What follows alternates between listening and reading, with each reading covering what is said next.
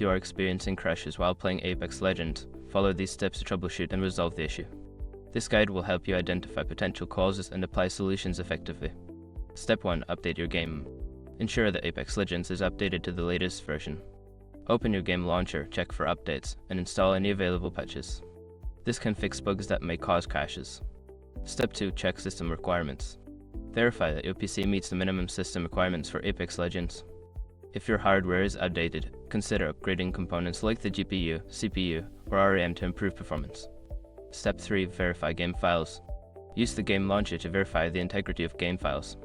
This process will check for any corrupted or missing files and automatically replace them, which can resolve crashing issues. Step 4. Adjust graphics settings. Lower the graphics settings within the game.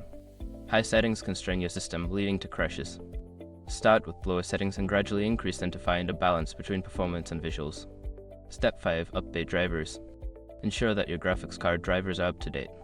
Visit the manufacturer's website, NVIDIA, AMD, or Intel to download and install the latest drivers, as outdated drivers can cause compatibility issues and crashes. By following these steps, you should be able to resolve the crashing issues in Apex Legends. If problems persist, consider reaching out to the game's support team for further assistance.